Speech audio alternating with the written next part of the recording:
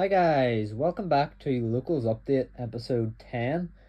So today I thought I would show off my deck that I have been working on for quite some time, as I've said, orcust Mitsurugi. Didn't do as well as I hoped last night, but I feel like that was more my fault. I wasn't playing the hand traps that are as good in this format, and I felt that the engine of Mitsurugi could just play through anything, which, while it is very strong and can do that a lot, there is times where Mitsurugi and orcust just don't put up enough to be able to play through everything, especially if you're using just orcust to go into both itself and Mitsurugi. You're not really playing through a board with Mitsurugi cards. You're playing with orcust cards into the board until you get the Mitsurugi to play through the board. So this deck profile has I have changed up the hand traps a bit. I've added I believe I've added quite a few more, and I've cut down on some of the hand traps that I feel aren't as impactful and are kind of more hand traps that will allow me to play out my turns. But anyway, I will get straight in, and obviously, I forgot to say, I won one, I drew one, and I lost two last night. Even though, to be fair, in the game, some of the games I lost, in the two games I lost, it was odd because the first game I lost was against Eldritch, so it was like going against set 5, and my opponent was able to just stop my combo. If my opponent wasn't able to stop my combo, I probably would have won, because I was able to just beat 5 back row going on the first game whenever I had everything set up, but my opponent was able to stop my combo in one of the games, and that's how they won. But I mean, that's how the game goes. But as well as that, I feel that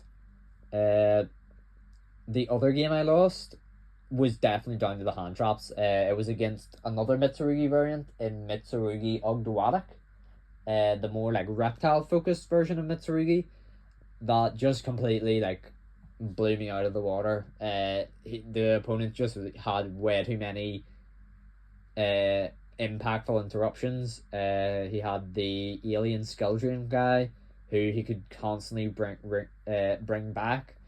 He had just everything, and I just did not have a real good way to out him.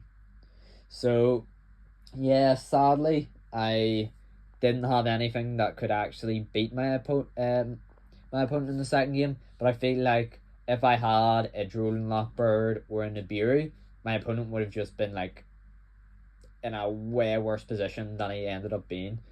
But the other two games, I felt in complete control of. The first game was against the game I won. The round I won was against Blue Eyes, and where I just can't completely wipe the floor. Just had like everything that I needed to beat my opponent. Even when I wasn't playing completely optimally, I do feel I could have done a lot more to just completely shut my opponent out. And then there was also the game I drew, which was against White Forest Azamina. Really showed off how good this deck is. In the second game, where I was going first, I got Spooky Dogwooded twice. My opponent ended up on, I believe, 41,000 life points, and I was able to get through all of that just with these guys. I was able to get through their turn and just end up just completely winning with with about 5 minutes left on time still. So this deck can just obliterate opponents whenever it gets going and has its real heavy hitters out.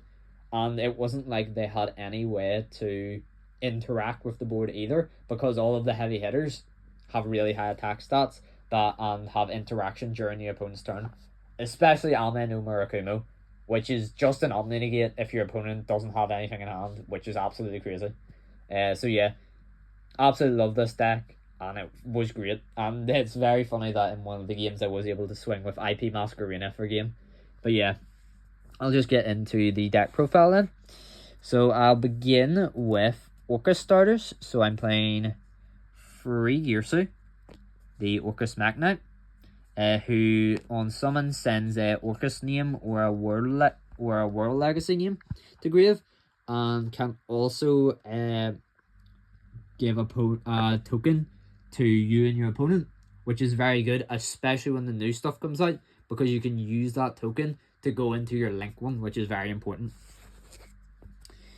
Next, we have triple Armageddon Knight, who basically just sends a Dark Monster when he's summoned, which means that he can send your Harp Horror, he can send your Nightmare, he can really send anything, which is very nice. Just having a guy who can send literally anything is really nice. Any Dark Monster which can actually come up, because say you have like a Mitsurugi Mirror in hand and your opponent's Droll Lockbird you can literally get, if you normal summon Armageddon Knight, you can still get out at least Ame no Murakumo by like using the Mitsurugi Mirror and tributing like one of your other reptiles in hand. So that's really nice as well. And then those are the two normal summon starters for the Orcust engine. There is two other spell card starters. We have Reinforcements of the Army. This is basically just to get Armageddon Knight. And then obviously you normal summon Armageddon Knight, he sends a Dark Monster. And Foolish Burial, which is really good because it's not only a starter, it's also an extender. So if you draw a Foolish Burial with a normal summon starter like a Girsu or an Armageddon Knight, you can normal Armageddon Knight. Oh no, Armageddon Knight got impermed. Okay, I'll just activate Foolish Burial. I'll send Orcust Harp Horror to the grave, and Orcust Harp Horror special summon Girsu, and you literally do not even care. So Foolish Burial especially is really good, while Reinforcements of the Army isn't great because it's essentially just another copy of Armageddon Knight, but Foolish Burial is very nice. So next I'm going to move on to the Orcust bricks I'm playing. So we have the 4 Orcust names actually. Well, the 3 Orcust names who you want in the grave, and the 1 honorary Orcust in the World Legacy World Wand. So Orcust Nightmare, Orcust Symbol Skeleton, Orcust Symbol Skeleton, Orcust Nightmare, Symbol Skeleton, Harp Horror, and World Legacy World Wand. These cards are all fantastic. Especially Nightmare. He can just be so annoying for the opponent, especially in like specific circumstances where they just can't interact with you. Having a Nightmare to boost your monster's attack before damage calc, and then end up with a guy who's just stronger than one of your opponent's monsters, feels great. And obviously all of these guys just are soft bricks, but because of cards I play in the extra deck aren't the worst soft bricks ever either. And so you can kind of just play out through them anyway, which is obviously also very nice. As long as you don't draw a combination of 2 of them, you should be fine. So those are the Orcust name bricks. Next, there's one other Orcust brick who isn't an honorary Orcust monster, and that is NT8000 Sirius, because basically what this guy does is if it's sent to grave except from field, it can, as long as you control a dark link monster, you can special summon it, and then if a link monster effect activated was activated this turn, you can target 1 card you control, 1 card your opponent controls, and pop them a quick effect. So it just makes something like your Orcust Nightmare more interruption during your opponent's turn. And honestly, NT8000 Sirius came up multiple times last night, and I really like him, just being able to pop anything, and then having an extra Dark Machine banished so you can recycle your Orcust names better. And finally, we have the orcust spell traps that are bricks. So obviously the orcust babble and the orcust crescendo. Honestly, both of these are soft garnets, because if you see one, then you can always just set the other off your Galatea, and then you have both up anyway, so that's quite nice. But obviously, you don't want to particularly see them, other than maybe Orchestrated Babble, because if your hand looks like it could be like... because a hand of like Gearsey plus the Orchestrated Babble actually plays way better through any hand that has a bestial in it than just a hand of Gearsey. So Orchestrated Babble can be helpful in against some hand traps, but you don't want to see it most of the time. You just want to set it off Galatea. Next we have the Mitsurugi starters. So this is the one Mitsurugi starter that is in normal summon, and that is Mitsurugi no Makoto Aramasa. So what he does is whenever he's summoned, you can add a Mitsurugi monster to your hand, which is obviously really, really good, because you add your Habakiri, and then you've got your full combo. But it's also nice because that's obviously also if he's tributed, which is great. And it's also he also has the effect that if Mitsurugi if another reptile monster you control would be destroyed by battle or card effect, actually. So I had thought it was just a Mitsurugi ritual. It's even better than I had thought. It's a reptile. So you can just tribute him instead, which obviously also gets his effect. So really, really nice starter there. Next we have the Mitsurugi starters that are also extenders, which is nice because if you open a Habakiri, well, this is the monster who's also an extender. If you open Habakiri plus any Orcust name, you can go normal summon the Orcust. Well, sorry, not any Orcust name, I mean any Orcust starter. You can go, okay, I'll normal summon Armageddon Knight. Oh no, Armageddon Knight got negated by, like, I don't know, like a imperm or something. You go, okay, I'll show Habakiri. Habakiri, special Saji, and then you're just playing anyway. So it's really nice to open a hand where you're seeing both a Habakiri plus Orcust normal summon starter. And that's kind of how the deck works. It has, I believe, 20 starters in it in total. 10 of which are essentially normal summons, because you've got the free Armageddon Knight, the free Gearsuit, and the free Aramasa, and the one reinforcements of the army, which gets your Armageddon Knight, which is a normal summon. And then you have your other Mitsurugi starters, such as your Habakiri, who special summons, and then if it's tributed, also gets Mitsurugi card from deck to hand, and if it was properly ritual summoned, can also bring itself back from wherever it is. You also have free Mitsurugi prayers. So this card is really good because it's yet again another one of those starter extenders. But honestly, I would reckon that it's even better than Habakiri, because say you start with your Aramasa, if it gets either like effect failured or impermed, you just go, okay, I'll activate prayers, tributing Aramasa. Aramasa's effect will still go through, so you can add Habakiri, and then off prayers you can add Ame no Murakumo or whatever, and also bring back Aramasa. So you're not losing any bodies, but you're getting both effects, which is really nice, and you're getting extra odds. So prayers is really nice to open with. And next we have the honorary ritual best card ever, which is Pre-Preparation of Rites. So I said this is the best ritual card ever. It's very good, to be fair. It basically allows you to add a ritual spell and then any ritual monster that is listed on that ritual spell. So sadly, Mitsurugi Ritual doesn't list any of the Mitsurugi ritual names, so I do have to play a brick, which I'll show a bit later. But this is still amazing. Like, and obviously because it's a spell, it's not a normal summon. So if I open a hand of, again, like a Gearsay plus a pre-prep of rights, I go, okay, activate pre-prep of rights, add Habakiri plus Mitsurugi Mirror is the other card it has to add.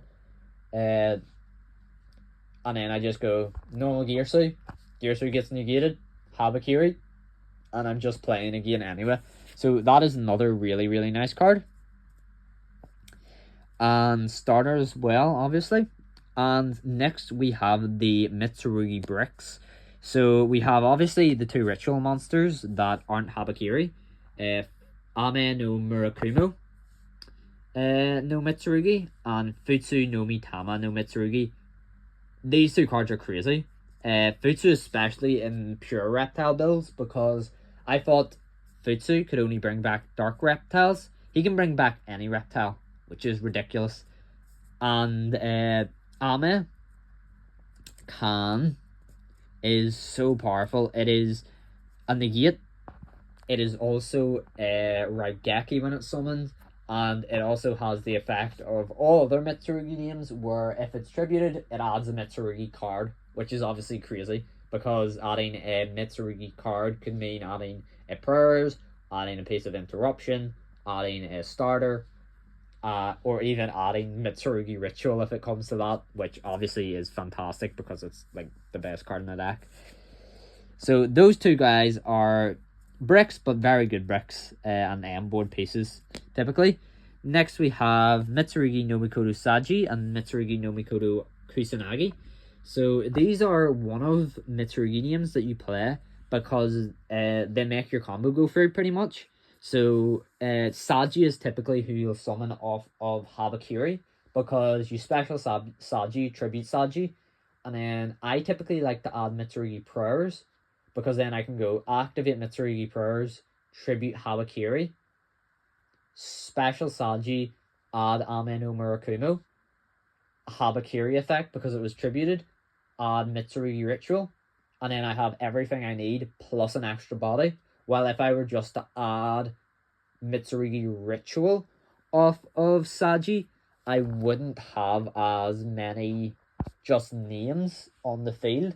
So it's a bit debatable on whether or not you should go for prayers or ritual with Saji. If you feel like your opponent has Drone Lockbird, 100 times out of 100, just go for ritual with Saji instead, because then you'll at least put up a M-board interruption compared to nothing at all if you don't go for Saji. And then Kusanagi just allows you to add back a banished Mitsurugi, a banished or either a card engraved or banished Mitsurugi guy whenever it's tributed or normaled, which obviously is great as well, because if any of your Mitsurugi stuff gets banished, you can add it back. If any of your other stuff gets banished, it's just fantastic. And then the Mitsurugi spells that I play that are bricks are Mitsurugi Magatama, Mitsurugi Mirror, and Mitsurugi Ritual. So Mirror is the card that you search off of pre-preparations of rights, and it is quite good in its own right for a ritual spell. It basically allows you to ritual summon a monster from hand or grave by using reptiles, and it has to be a reptile ritual, but it also shuffles itself back if any of the free main Mitsurugi guys are mentioned, which is really nice, because say you draw pre-prep for turn, you go, okay, I'll tribute one of the Mitsurugi rituals.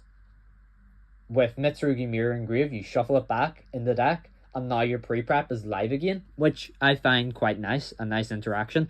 And it's just really a custom card for being, okay, what gives you your pre-prep really good and makes pre-prep really good for you. So obviously a really nice card.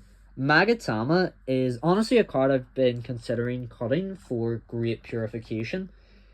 However, I really like its implications in the fact that it can help break boards. Though I am still debating it. So basically what it allows you to do is tribute a reptile monster on your field specifically. And then target a face-up card and destroy it. So obviously that's quite good because obviously all your Mitsurugi effects trigger off being being tributed, and obviously destroying a face-up card is nice as well. Though there is another Mitsurugi card called Great Purification, which can be a bit better in an end board because it is just essentially an Omni Negate, which you don't particularly have otherwise, other than through Ame, but Ame's Omni is only if you have specifically, I want to say, yeah, Ame's Omni can be just stopped by discarding a card, and then so it might be better to play Great Purification because it can also be added back by Kusanagi, and it has a graveyard effect, which is really nice. So I might play that instead. And then obviously we have Mitsurugi Ritual, which is like the best card in the deck. It's Branded Fusion that can be activated twice per turn and is just broken completely because it tributes 2 monsters from deck to some ritual out a ritual from hand, and then can also ritual out a ritual from deck by tributing monsters from hand, hand or field, which is obviously like completely crazy. Because you just send you like ritual your like Aramasa and Kusanagi to get your Ame no Murakumo, or you ritual your Murakumo to get Futsu, and then Murakumo just comes back and adds you a card, which is crazy. And then finally we have the non-engine that I am playing. So this wasn't what I was playing last night, but this is now what I'm going to be bringing most likely. So it's Triple Nibiru, because I would say it's one of, if not the best hand trap in the current format, because it kind of hits both decks, both of the main 2 decks really hard, and not a lot of decks actually play around Nibiru right now very well. It's 2 Jordan Lockbird because it's very much the same thing. Not many decks play around Jordan Lockbird that well other than Malice, but if you're playing against Malice, you know you're playing against Malice, so you can just go, okay, I'll just side out the 2 Drolls for 2 Lancias, say, or even 3 Lancias, because Malice just really does not care. 2 Ash Blossom and Joyous Spring, purely because it's a good defensive card against the Mulch armies, because you can just go, okay, you activate Full Loss, I'll activate Ash Blossom to just stop the Full Loss from going through, and then your players can go through a lot better. However, I'm only playing 2 because you don't particularly care about the Mulch armies in this deck, depending on how hard you want to go in. You can give your opponent like maybe 10 draws, but it almost feels like you could potentially play through 10 draws if you go full combo. But obviously that might not be the case because they could draw into more hand traps. But the next card is 2 Ghost Bell and Haunted Mansion. See, it's in here for the same reason as Ash Blossom. Purely as a card that can allow your combo to go through better, because this deck does play quite foul to any sort of DD Crow or not Ash Blossom, DD Crow or Bestial, but Ghost Bell is also really good against Malice right now because it can stop them from banishing cards from their grave or your grave, which is also really good. And finally, for the main deck, we have the 2 one of non-engine pieces I play. So we have the 1 Dominus Impulse. If I had more copies of this, I would be playing more copies of this. I would probably cut out, honestly, the Ash Blossoms for 2 more copies of Impulse, because it's just so strong. It's just a crazy card that if it wasn't so expensive, I would be playing 3 of it. And I'm only playing this one because I pulled it from a regional pack. And the one called by the grave, because it's called by the grave, it's always just a lovely card to stop Mulch Army. The one card it doesn't stop that is still quite annoying is Infinite Impermanence. And that is the one reason I'm considering playing Crossout instead of it. But because Imperm isn't great this format, honestly, I don't really mind playing Call By, because Call By is just better going first and second. So now I'll move on to the extra deck. So I'll show off the Orcust package first. So playing the 1 Link Spider, 2 Galatea and 2 Dingirsu, and then the 1 Longirsu. So basically, what all of these guys do is Link Spider is just a body that you can make using the Girsu token. That is an effect monster, which is important because you need effect monsters to make Galatea. And the token is treated as a non-effect monster. So you need to do that. I'm playing him for the time being just for that. But whenever the new Link one comes out, I will probably go into the Galatea I believe it's called. The 2 Galatea I just kind of really like. It's just a really nice card to have 2 of, to make 2 of. And obviously Cashier Unicorn with the Regenesis cards has become quite a strong rogue deck, if not tier 2, tier 3 deck. And so it is still very dangerous, and you do still want to keep 2 of obviously your strongest cards, your Galateas and your Dingirsus, in the extra, because if you lose access to your Galateas or your Dingirsus, then a lot of your Orcust stuff can just like stop happening entirely. So you definitely want to keep 2 of those.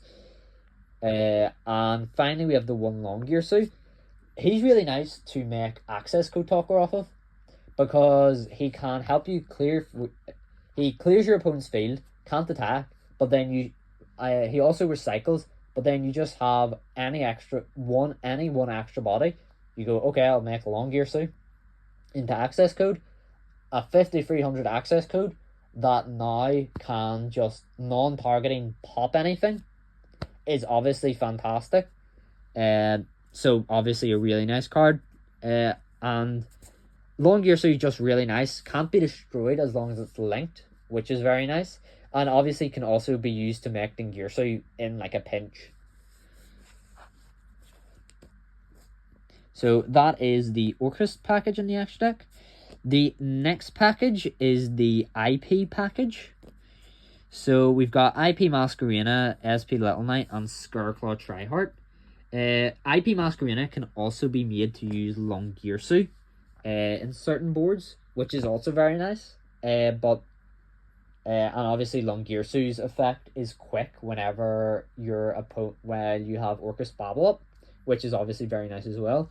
But I like these free cards to go into off of IP, because IP and the SP is an iconic combo at this point. It's just so strong and can just deal with so many different board states. IP into Scareclaw Tryhard can cause this really hard to out, almost Tars-like monster for your opponent. Because they can't attack over it with like any non-link monsters. They can't get rid of it with any non-link monsters, and it can't be destroyed by either non-link any monster or any spell trap. So it becomes a real nuisance to deal with, and some decks honestly just don't have an out to it when they also have to deal with Ameno Murakumo, as well as Abayaku, as well as Magatama, and all of the other Orcust interactions, like the Ding Revive and the Nightmare into NT8000 Sirius. A lot of decks just don't have an out, and that they can invest that much material into.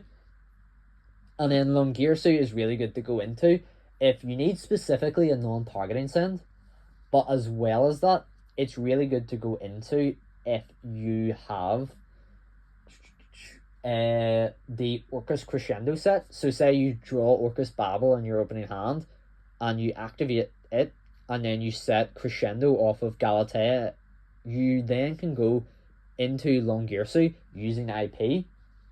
That now gives you not just one but two interruptions, and one being really strong in an Omni-Negate that banishes. So obviously really, really nice against a lot of decks, honestly. Even though, and even Malice to a point, because if they have one of their key pieces stranded in the extra, it can be quite hard for them to get it, not in the extra, sorry, in the banished zone. It can be quite hard for them to get it back. So this is it's obviously really, really nice. And